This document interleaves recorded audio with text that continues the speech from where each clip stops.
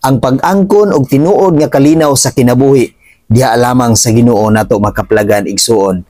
Bisan pa man paantuson kita dinhi sa kalibutan, bisan pa man daghan kita nga mga pagsulay, daghang mga paghulga sa tong kinabuhi, daghan kita nga mga problema dinhi sa kalibutan, apan igsuon hinumdumi nga atong maangkon ang kasulbaran, atong maangkon ang tinuod nga kalinaw ngadto lamang sa Ginoo.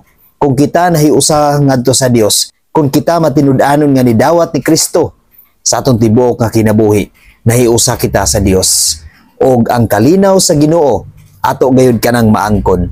Og ayaw ka balaka, og ayaw ka gool igsoon, kung paantuson ka sa kalibutan, kung maka-encounter ka og mga kasakit, mga pagsulay dinhi sa kalibutan, atong hinumduman sa kanunay igsoon nga nabuntog na, napildi na ni Jesus ang kalibutan.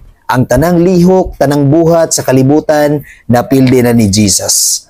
Busa atong isalig o iampo kaniya ang tanan. Tungod kay mahimo usab kitang madaugon kung naa kitay Kristo sa tong kinabuhi. Ug ang tinuod nga kalipay, ato gayud nga maangkon. Juan 16, versikulo 33. Gisulti ko kini kaninyo aron makabaton kamog kalinaw, pinaagi sa inyong pagkahiusa kanako. Paantuson kamo sa kalibutan, apan ayaw kahadlok, kay nabuntog ko na ang kalibutan. Igsoon, ato lang gayong isalig ug iampo sa Ginoo ang tanan. Tungod kay ang tanan nga mahitabo sa tong kinabuhi, aduna gay kasulbaran kung kita tinuod nga nahiusa diha sa Ginoo. Ug ang tinuod nga kalipay ug kalinaw sa kinabuhi, diha lamang nato makaplagan sa Ginoo. Amen. God bless sa tanan.